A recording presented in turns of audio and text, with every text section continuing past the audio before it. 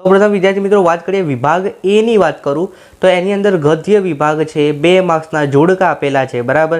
તો અહીંયા કુદરતી, તો તમારે કુદરતી પાઠવાળો જે છે એમાં તમારે નક્કી કરવાનું છે કે અહીં સામે શું આવશે, હાસ્ય નિબંધ આવે, લાભશંકર ઠાકર આવશે, લલિત નિબંધ આવશે બરાબર। ત્યારબાદ સખી માર્કંડી, વાડી પરના વહાલા, સાલ સોતરા અને ગોટલા। તો આ તમને ચારે ચાર આપણે પાઠમાં ભણી ગયા છે, એટલે આનો આન્સર તમારે કમેન્ટ કરવાનો છે, મારે જોવું છે કેટલા વિદ્યાર્થીને આવડે છે, એકદમ ઇઝી છે। હવે આગળ જોઈએ બ નંબરનો પ્રશ્ન। તો વિદ્યાર્થી મિત્રો બ નંબરના પ્રશ્નની અંદર ટૂંકા પ્રશ્નો છે, દરેકના એક એક વાક્યમાં પ્રશ્નોના જવાબ આપવાના છે। આ તમારી પડખેના દીપડા ન રજાડે તે વાક્ય કોણ બોલે છે એ તમારે લખવાનું છે। ત્યારબાદ બીજો પ્રશ્ન છે જંતુ જગતના દર્શન માટે કયો સમય વધારે યોગ્ય છે, તો કયો સમય આવશે તમને આવડવો જોઈએ બરાબર। ન્યુયોર્કની ભોય ગાડીમાં કોણે સ્ત્રી દાક્ષિણ્ય દાખવ્યું। ચોથો પ્રશ્ન છે અરુણિમાએ કયો સંકલ્પ કર્યો હતો, આ તો તમને આવડવું જોઈએ બરાબર, ખાસ તૈયાર કરી દેજો। ત્યારબાદ ક નંબરનો જે પ્રશ્ન છે ટૂંકા પ્રશ્નોના જવાબ આપો। વિદ્યાર્થી મિત્રો 2 ગુણના પ્રશ્નો છે બરાબર, 3 લખવાના છે, એટલે કુલ 6 માર્ક્સના પ્રશ્નો છે। પહેલો પ્રશ્ન છે ગાંધીજીએ ચિઠ્ઠીમાં શું લખ્યું હતું, ખાસ તૈયાર કરી દેજો। બીજો પ્રશ્ન છે ડૉક્ટર અને નર્સમાં માનવતા કેમ જાગી ઉઠી। ત્યારબાદ પ્રશ્ન નંબર 3 જે છે એ અથવામાં છે, 2માંથી કોઈ પણ એક પ્રશ્ન લખવાનો છે તમારે। દેવાશીએ બાબુને વિદાય આપતા શી શિખામણ આપી, અથવા તો તમારે એ પ્રશ્ન ના લખવો હોય તો બીજો પ્રશ્ન અથવામાં છે એ લખી શકો છો। નાનજીભાઈ મહેતાના જીવનના પંચશીલ સિદ્ધાંતો જણાવો। ત્યારબાદ સવિસ્તાર પ્રશ્નો જોઈએ વિદ્યાર્થી મિત્રો, 4 ગુણના પ્રશ્નો છે, 2 પ્રશ્નો લખવાના છે। પહેલો પ્રશ્ન છે મમતામયી મા તરીકે અમરત કાકીનું પાત્ર નિરૂપણ કરો, મોસ્ટ આઈએમપી પ્રશ્ન છે, ખાસ તૈયાર કરજો। બીજું છે સૌટાની મહેમાન ગતિનું વર્ણન કરો। તો આ 4 ગુણના પ્રશ્નો છે બરાબર। હવે આગળ જોઈએ પદ્ય વિભાગ, વિભાગ બી। તો એની અંદર પહેલાં ટૂંકા પ્રશ્નો છે, એક એક વાક્યમાં પ્રશ્નોના જવાબ આપવાના છે, 4 માર્ક્સના છે, દરેકનો એક એક માર્ક્સ। પહેલો પ્રશ્ન છે અમૃતલાલ લાલજીભાઈ ભટ્ટનું તખલ્લસ જણાવો।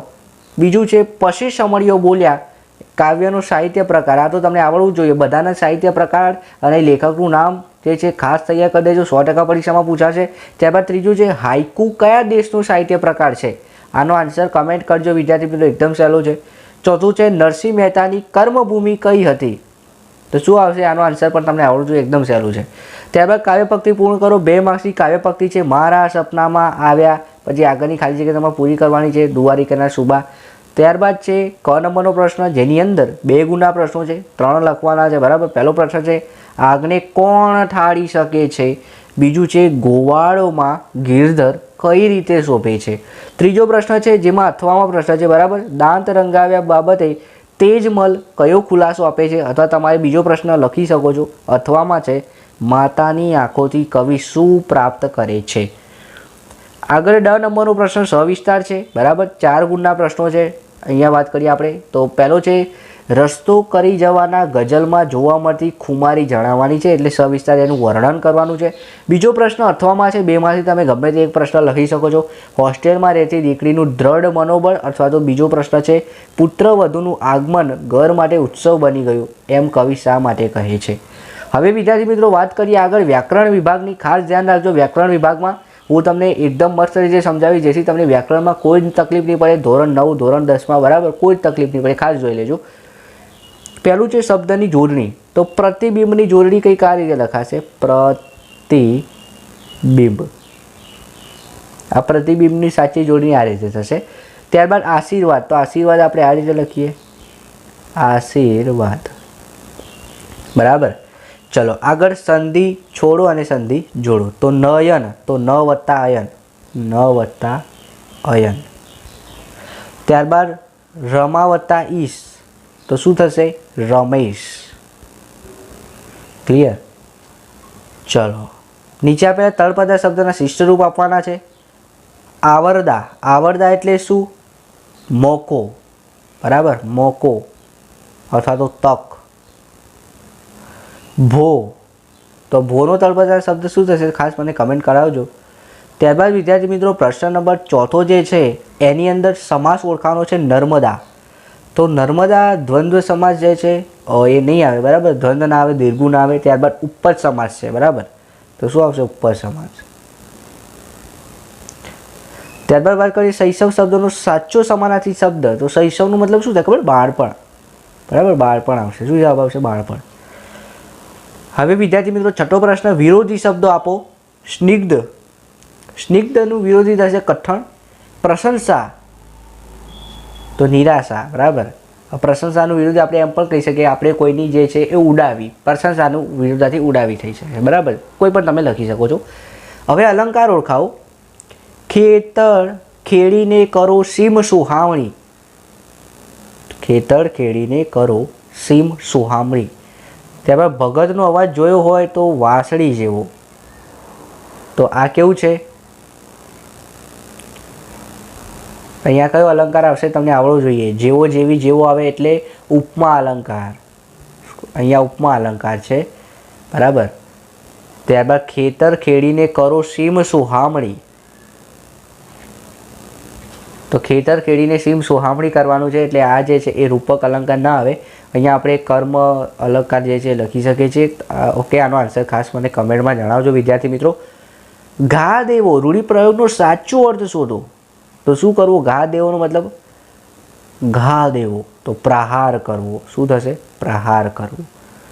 કહેવતનો અર્થ સમજાવો. 1 માર્ક્સનું છે. પારકીમાં જ કાન વિંધે. તો પારકીમાં જ કાન વિંધે એનો મતલબ શું? બીજા પારકા હોય ને એ જ આપણને હેરાન કરે, બરાબર. શબ્દ સમૂહ માટે એક શબ્દ આપો. બારસખાના ઉપલા લાકડા આગળ વહેતો છેડો. ત્યારબાદ લિંગ ઓળખાવો. આંખ, તો આંખ શામાં આવશે? પુલ્લિંગ આવશે. ખેતર એ પણ પુલ્લિંગ આવશે, બરાબર. આગળનો પ્રશ્ન છે વિદ્યાર્થી મિત્રો, સ્ક્રીન ઉપર જોઈ શકો છો, બરાબર. કર્મણી વાક્યનો પ્રયોગ કરો. તો મનીષા રસોઈ બનાવે છે. તો મનીષાથી રસોઈ બનાવડાવી છે. અથવા તો મનીષાથી રસોઈ કામ થઈ રહ્યું છે. તો મનીષાથી રસોઈ બનાવી છે. પ્રેરક વાક્ય, તો બાળકો પ્રાર્થના કરે છે. તો બાળકો દ્વારા પ્રાર્થના કરાવાય છે. એનું પ્રેરક વાક્ય શું? તો બાળકો દ્વારા. ઓકે, હવે વાક્ય રૂપાંતર. નિષેધ વાક્ય બનાવો એટલે નકાર વાક્ય. કાબરી જીવે છે તો શું થશે? કાબરી મરે છે, મરી ગઈ છે, બરાબર. એનું નિષેધ વાક્ય એ થશે કાબરી જીવતી નથી. ઉદ્ગાર વાક્ય બનાવો. તાજમહેલનું સૌંદર્ય સુંદર છે. ઉદ્ગાર વાક્યમાં છેલ્લે આવે છે નિશાની લખવાની છે, એકદમ ઇઝી છે. ચલો, સાદું સંયુક્ત સંકુલ વાક્ય જણાવો. તો ગોપાલ બાપાએ આંબા જાંબુડા અને ચીકુ વાવ્યા હતા. તો આ વાક્ય કયું છે? સાદું વાક્ય આવશે, સંયુક્ત આવશે કે સંકુલ આવશે? તો કેવું આવશે? સંકુલ આવશે, બરાબર. સંકુલ વાક્ય. પછી જ્યારે અરુણિમા દિલ્હી જઈ રહી હતી ત્યારે ટ્રેનમાં બદમાશો તેની ચેઇન ખેંચવાની કોશિશ કરી. તો આ કયું વાક્ય છે? સંયુક્ત વાક્ય. ક્લિયર? આગળ છે કાળ ઓળખાવો. તો 2 વખત આગળિયો સુંધી. તો આ કયો થયો? ભૂતકાળ. ઋષિ ધર્મ પત્નીને પૂછે છે. તો આ શું થયું? વર્તમાન કાળ. ક્લિયર? હવે આગળ વિદ્યાર્થી મિત્રો જોઈએ 16મા નંબરનો પ્રશ્ન. શબ્દ પરથી પૂર્વ પ્રત્યય અને પર પ્રત્યય. તો ગેરહાજર તો પૂર્વ પ્રત્યય. ધાર્મિક પર પ્રત્યય. ઓકે, ચલો આગળ વિભાગ ડી અર્થગ્રહણ લેખનનો ભાગ છે. 4 માર્ક્સમાં તમારે અહીંયા વિચાર વિસ્તાર સ્પષ્ટ કરવાનો છે. ગમે તે ખાસ તૈયાર કરી દેજો. 4 માર્ક્સનું છે. ત્યારબાદ વિદ્યાર્થીઓ 2 નંબરનો જે પ્રશ્ન છે કે તમારી દાદી બહેન લોકગીત સ્પર્ધામાં જિલ્લા કક્ષાએ પ્રથમ સ્થાન પ્રાપ્ત કરે છે તો તેને અભિનંદન આપતો એક પત્ર લખવાનો છે. ત્યારબાદ બીજો 4 માર્ક્સમાં તમારી શાળામાં યોજાયેલ શિયાળુ રમતોત્સવનો તમારે અહેવાલ 100 શબ્દોમાં લખવાનો છે. એકદમ સહેલું છે. ત્યારબાદ તમને ફકરા પરથી પ્રશ્નોના જવાબ શોધવાના છે. વૃક્ષો અન્યના સુખ માટે શું કરે છે? તો અન્યના સુખ માટે શું કરે છે? સાયો આપે છે. પછી નાશવંત કાયાની ઉપયોગિતા ક્યારે નકામી છે? તો ક્યારે નકામી છે? તો જ્યારે એ નાશવંત કાયાનો ઉપયોગ જ્યારે પરોક્ષ ન થવાનો હોય ત્યારે તેની ઉપયોગિતા શું? બરાબર. કોણ પ્રતાને પોતાના સદગુણો તેજતું નથી? તો એ તમે અહીંયા ફકરા પરથી શોધીને લખી શકો છો. એકદમ ચાલુ છે. અને આ ગદ્યગઢનો શીર્ષક તમારે કમેન્ટ કરવાનો રહેશે, બરાબર. ત્યારબાદ વિદ્યાર્થીઓ છેલ્લો જે પ્રશ્ન છે 8 માર્ક્સનો છે. કોઈ પણ એક નિબંધ લખવાનો છે. મારો યાદગાર પ્રવાસ અથવા તો વિજ્ઞાન વરદાન કે